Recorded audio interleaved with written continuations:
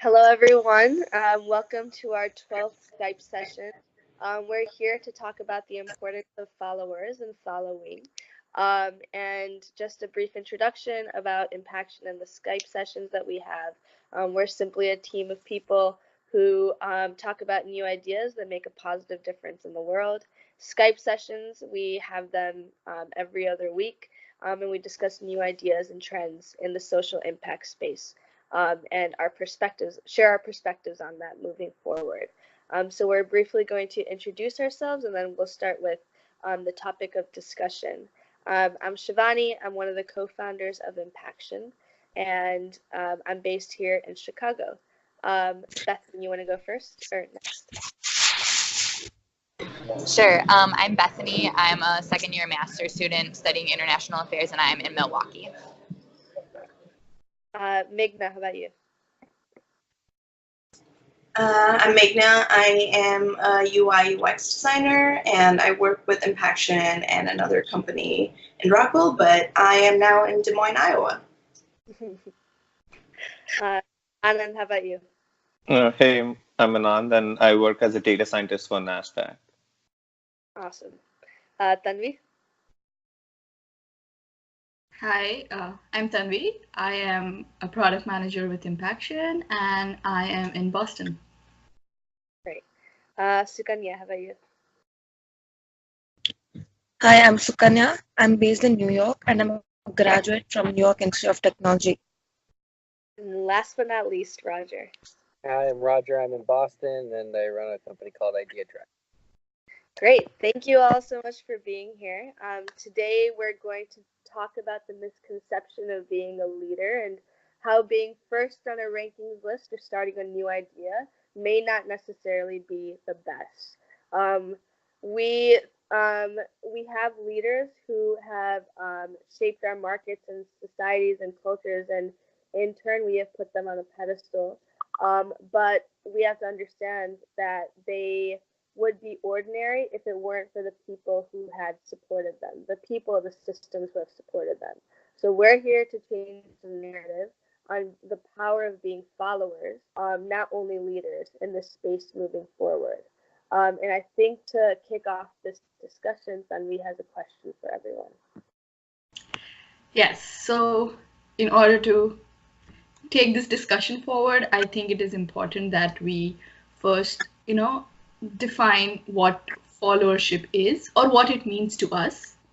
It does not have to be like a unanimous definition. It can be like we can go around and talk about what it means to each one of us.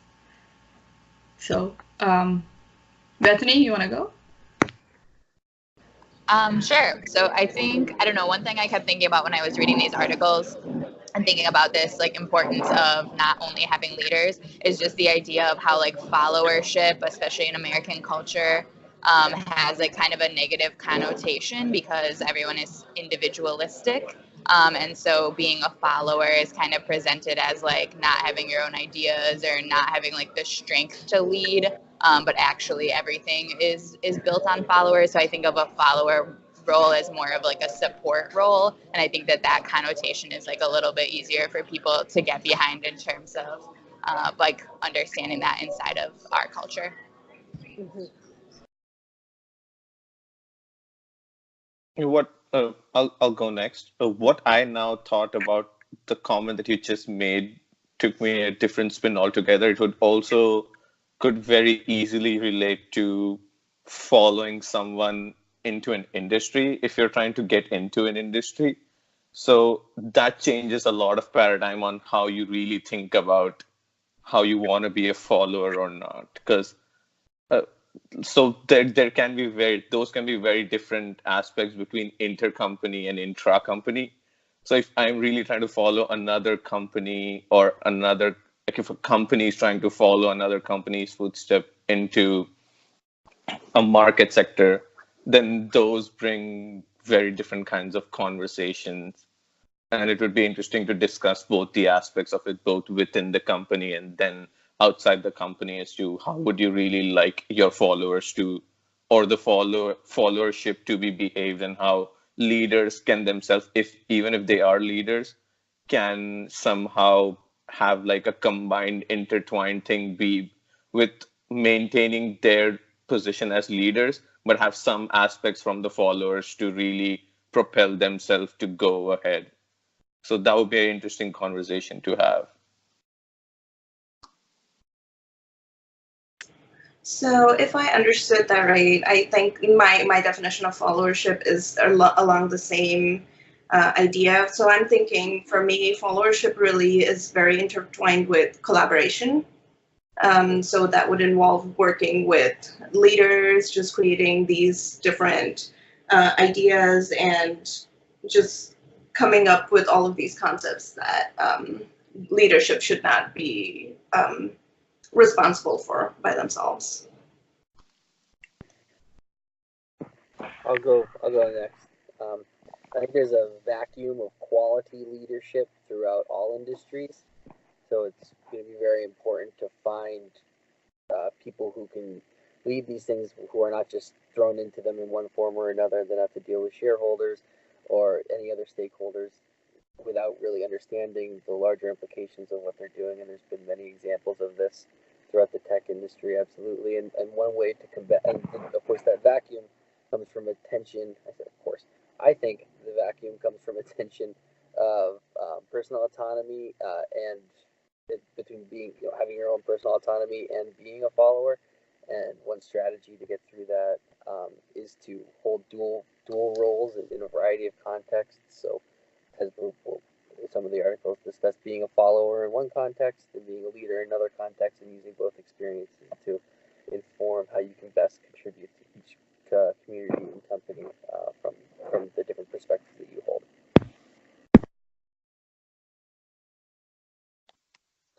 I think for me, I think Roger hit it on the head. Especially when I was working in other nonprofits, we had these staff capacity building exercises, right? So you can ultimately take on more leadership or accountability in your and develop your own skill sets, but in ways that also further your organization's mission. At the end of the day, I mean, there are protocols that are in line in order to do this, but at the end of the day, it's always under that organization's cap. It's like I feel like when I was working at like associates at these various organizations, it was always under the umbrella of the organization. It wasn't only about developing my own skill set.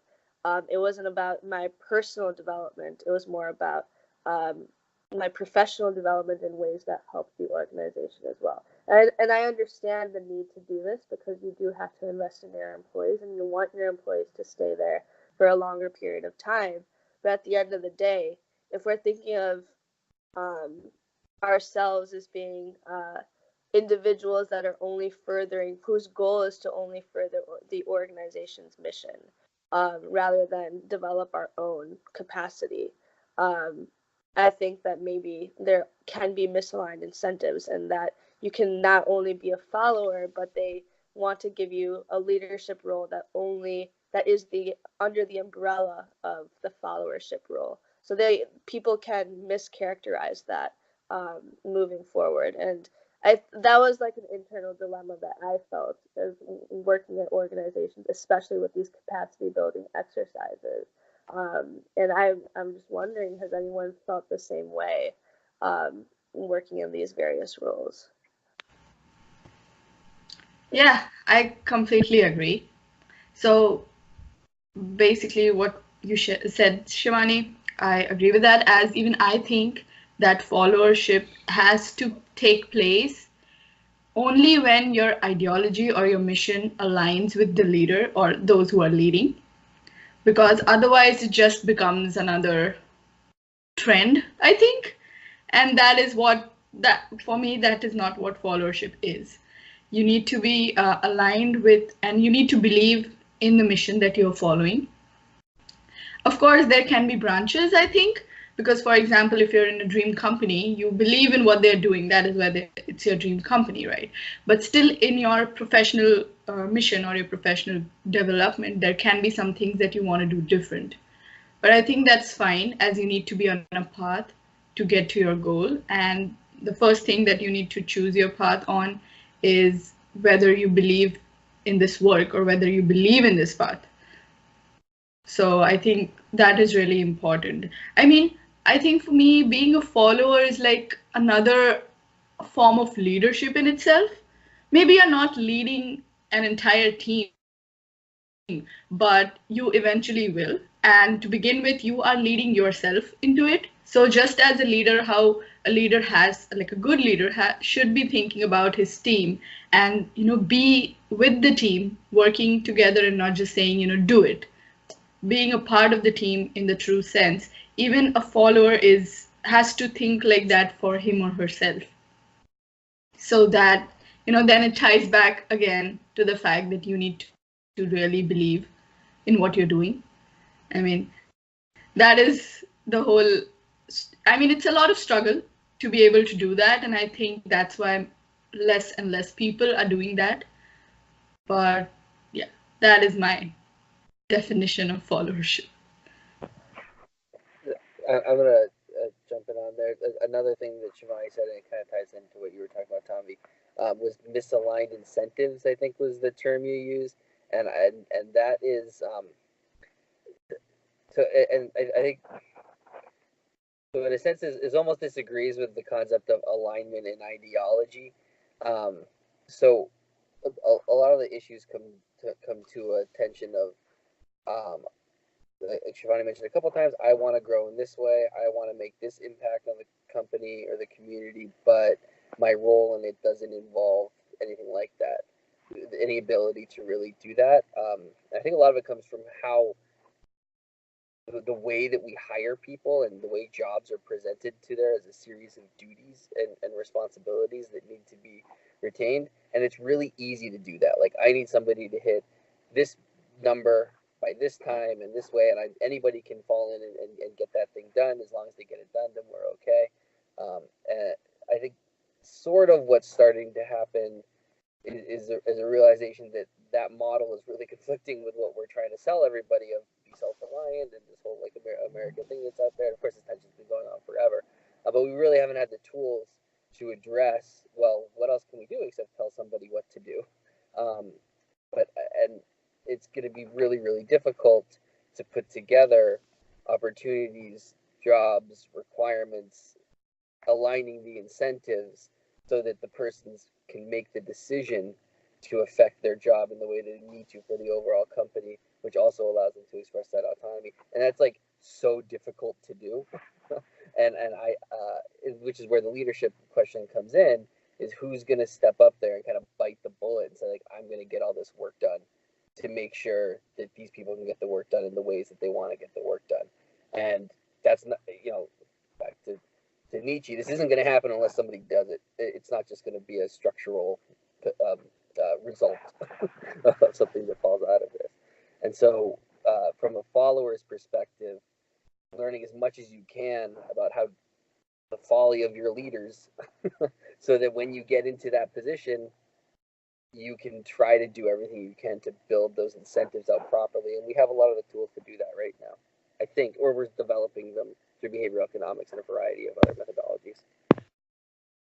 I had a interesting storyline about this because my journey has been somehow trying within NASDAQ to find the right part of the business that I can be a very strong contributor in. So I'll somehow put in like some of my life like lessons in this, because I started as an intern in the network department, because when I was doing my internship, I thought I would be giving my most contribution in the networks department. I would help NASDAQ have the fastest network that there is.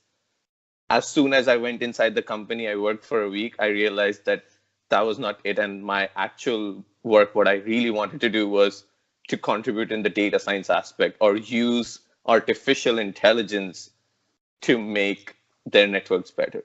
And so then in a week, I realized that my main objective was, and I wanted to contribute a lot, was in the use of artificial intelligence, and it could be in anything. But NASDAQ had a very interesting way to handle this need or curiosity of mine to somehow contribute in the artificial intelligence aspect of it was that they wanted me to prove that I could compete with their actual department that does artificial intelligence. And through that journey, I realized that I think that aspect is really, really important. Like everyone always has this thing where they want to contribute in different aspects or parts of the businesses. But from a company's perspective, the company has or needs the best man for the job to do that particular job.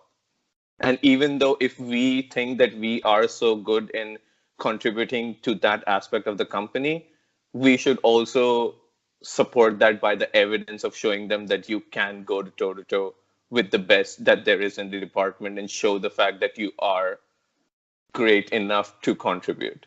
So that brings into like a different aspect with which NASDAQ handled my case of these dwindling things where like they asked me to prove my point, saying that, hey, if you really think you're that good, do a project for us. And then that project will decide, and then we can see if you really are good enough to make that shift or not. But after that approach, coming back to Shivani's discussion where it was like, we need an alignment of our personal development with the companies.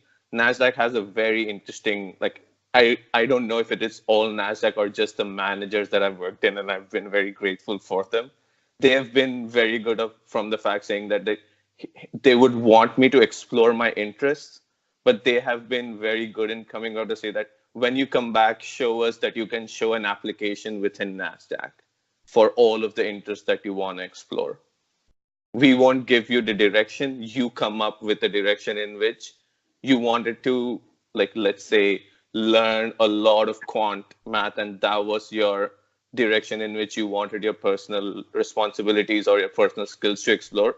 Show how you will put this skill of yours and show us an application within NASDAQ. If you can show it to us, give us some proof, we will let you grow. So that's a really good point. I'm going to jump in and then I'm going to hold on. A really good point is kind of put your money where your mouth is type thing. When you so I deal with this with founders all the time. They'll come to me and say like, I have $1 billion idea, right? This is going to be the next Facebook. Are you ready for it? I'm like, all right, great. This is awesome. You know, I'm willing to build your platform and help guide you to it. And I want 10% of the company. And they're like, all right, let's do it. And then I say, okay, now here's a buyout option for me. I always give it to them right at the beginning of the conversation. $5,000 for that 10% of the company. And so now they're in kind of a pickle because they just said they've got $1 billion company that they're being offered 10% back for it for $5,000. So now they've got to kind of step up to that. And exactly what Nan's talking about, a lot of people are in this follower position and imagine that they can run the whole thing and take on all that responsibility, and they'll say that they can, but then it's where, you know, how are they going to demonstrate that? And NASDAQ's got an interesting way of doing it. We'll do a project, and that's great, right? That's a great stepping stone to, I think, where we eventually want to get, because doing a project means you've got to do all these other steps in between. But then how can we build an incentive model that allows them to get to all those other steps while also contributing to the rest of their organization, so that, you know, you get the stepping stone effect rather than just jump in and dive in and get it done. So, you know, and that's the difficulty that I think it's going to take a real decision to drive towards that, rather than just do a project, or sorry, you're not qualified, or come back when you've taken the class, or whatever it is. And so developing that kind of organization is going to be tough. All right, I'm done.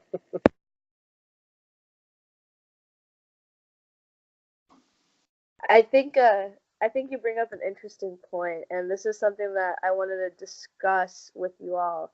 I think that the image behind being a leader in the field has become more and more heightened in society even today. So I think, I mean, I use this term a lot, but decentralization of technology, of resources. I think, yes, it has its positives in that it's distributing the power, it's allocating the power to people who typically may not have a voice. But think about decentralized platforms like Facebook and Instagram, and ultimately, if you're thinking about this, anyone with a phone can contribute to the virtual space, right? So yes, this is great in terms of accessibility, but it's also interesting because now people, I think that it's become more of a fad to um, start posting and sharing ideas or your aesthetics or your image online to further your brand.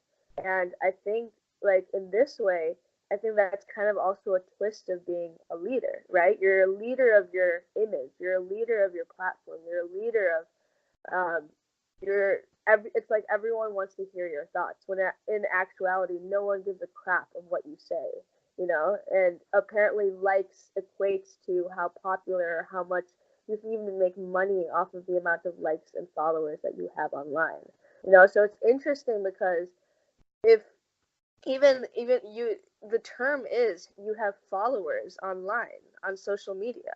So it's really interesting because now there's this decentralized movement and there's more of a pressure of becoming a quote unquote leader. But people, I think when Roger was talking about when you're going from a follower to a quote unquote leader, there isn't that incremental change. People are maybe caught up in the facade of being a leader. They may be caught up in the image of being a leader, but they don't know what it takes. They don't understand, like, it's like this whole I want to be the next Mark Zuckerberg. No, you have to. It's the journey that takes you from a leader to a follower, or a follower to a leader. It's not it's a two-way street.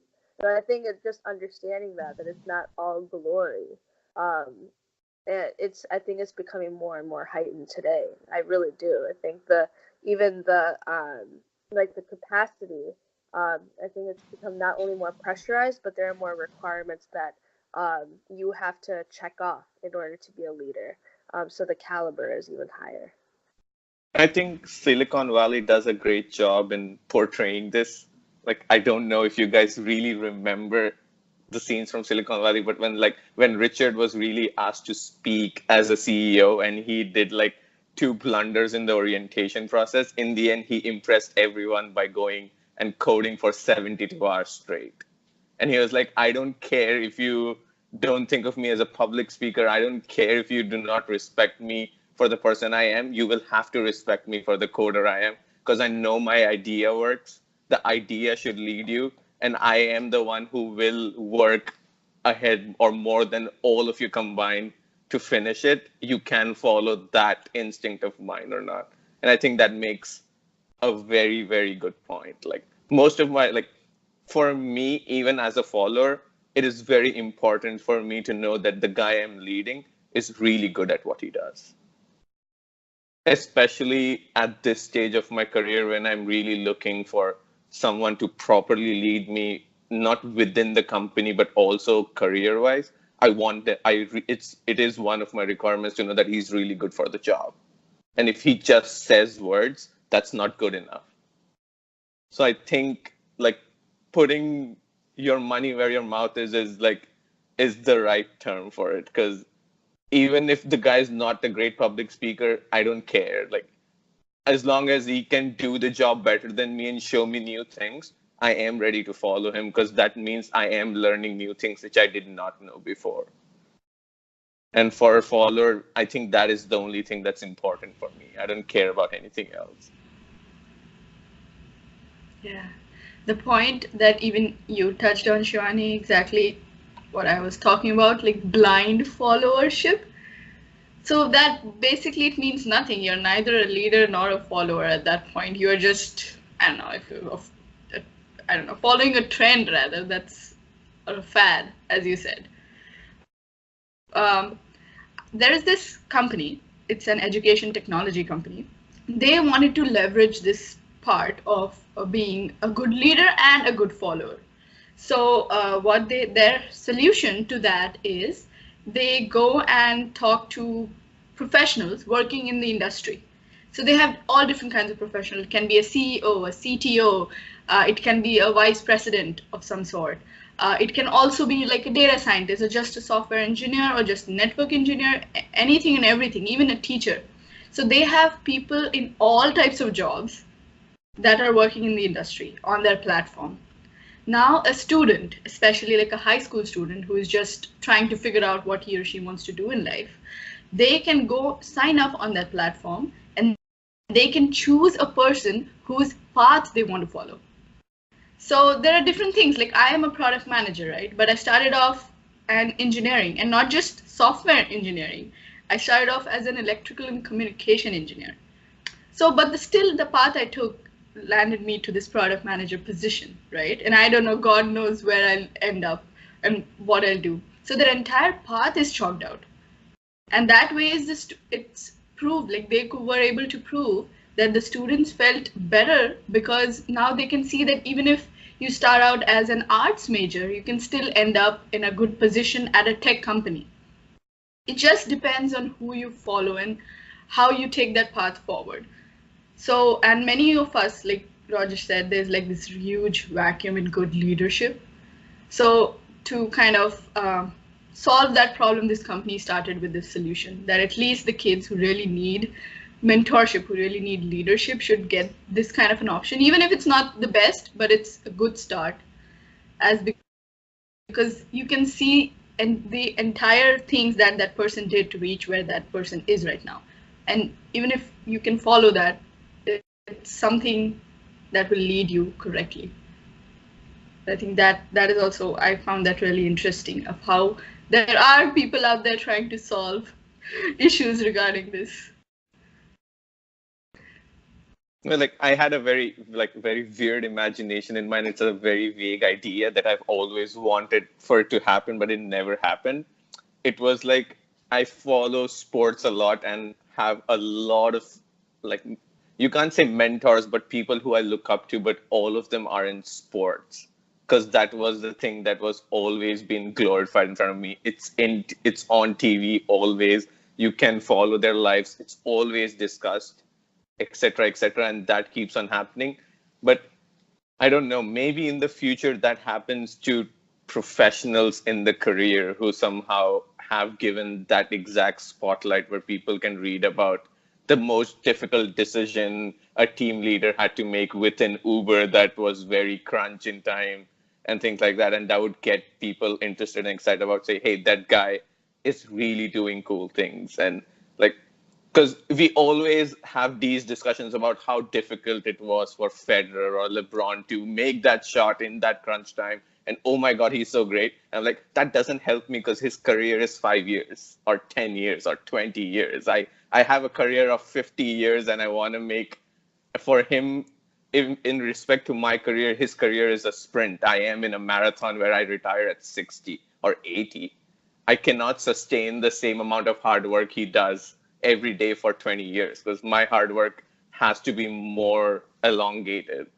There has to be different things. So that, like, somehow trying to put those people who are in our relevant industry in the spotlight to show how this guy or that guy is the LeBron James of, let's say, development, or LeBron James of great ideas. He has like 5,000 patents or 50,000 patents, and this is how he thinks about an idea. And I'll be like, yeah, that would be really cool. I would love to read something like that. When you're talking about that, Seth Godin comes to mind. If any of you have heard of him, he's a marketing expert. He's written so many books and writes a blog post every day, but just something that he is a big believer of is, people are looking for mentors, and that really ties into leadership for me.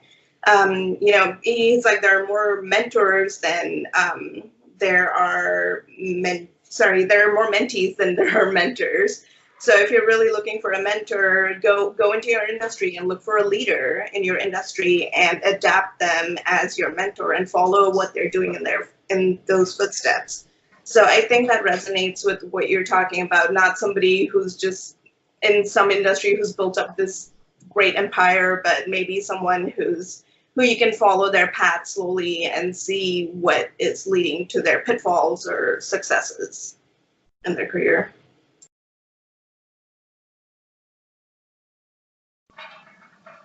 So I know that we have limited time left, but And I know that some of us, so I know that at one point or another, we have all at least experienced leadership in some taste. And I think, like, just to switch the narrative, just to think about something a little bit differently, I have a question, an ending question for all of you. The question is, who are you serving? So what cause, what purpose, what person, what industry, who are you serving? And hopefully that will get us thinking about not only us as leaders, but how can we follow those who are already making an impact? And Bethany, I haven't heard from you a little bit, and I know it's loud in the coffee shop, but do you mind going first? Yeah, sure. Yeah, sorry. I just didn't want anyone to hear all my background noise. So, yeah, in terms of what I'm serving right now, kind of the thing on the front of my agenda is this project I've been working on related to refugee integration in Milwaukee.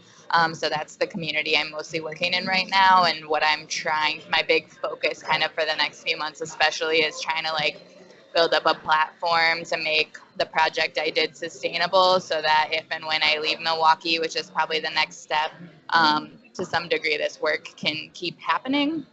So I kind of have to balance this leader follower role so that it's not all on me. And yeah, this whole like discussion has been really interesting thinking about it through that frame as well. And then anyone who wants to jump in, go ahead. I'm not going to pick on anyone, just Bethany.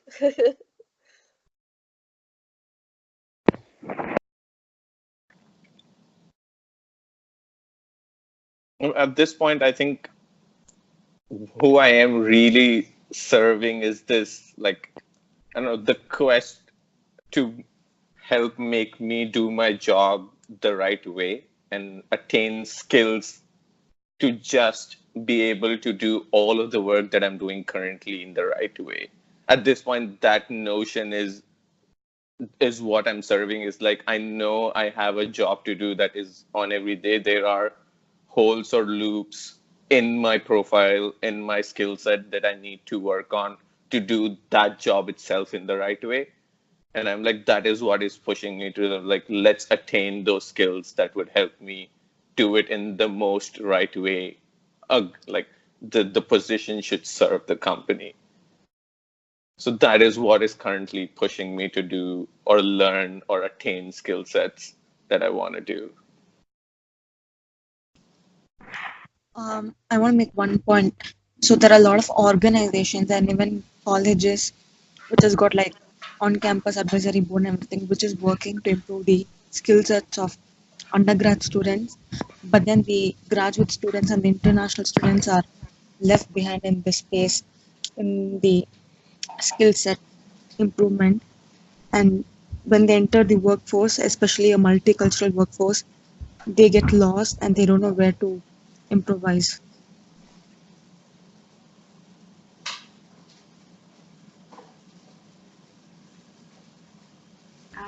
For me, okay. Like I have two different parts, not parts rather, and about what I'm serving. So professionally, of course, there is Impaction, but I like the mission behind it. You know, I want to, I want everyone in this world to kind of contribute to make this world better for ourselves and for future generations in whatever way possible. And personally, I think, I don't know who I'm serving, but the cause again is that I want to be a better version of myself today than I was yesterday. So whatever helps me do that, like there have been times where I have behaved in a certain way with a friend, but when the same situation arises again, I kind of be mindful that, okay, what I did that time was wrong, but today I need to handle it differently. Ranging from that to like, okay, I did not know how to code yesterday, but today I at least know how to start, and everything in the middle. Oh. Yes. Oh, gosh. Wait, I don't know what's wrong. Well, I'm serving some stoned kid on a couch who had an idea, And I'm trying to pull that out of them. Yeah. Okay. All right. So I was gonna say yes, as well as Impaction I well said. But also in Chicago Public Schools, I think I'm serving the teachers and the students. I think there's a huge disconnect between the researchers and the practitioners. And in that the researchers don't listen to practitioners, and this can lead to a lot of adverse effects, especially when it comes to the very foundations of our public school system.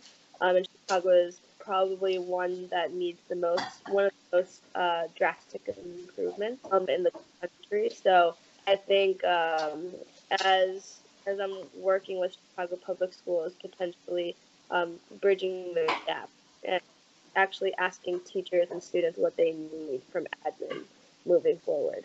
That's going to be what I serve. And Meghna, I think they're the last one. Well, I'm gonna have to also pick Impaction. I heard that notion.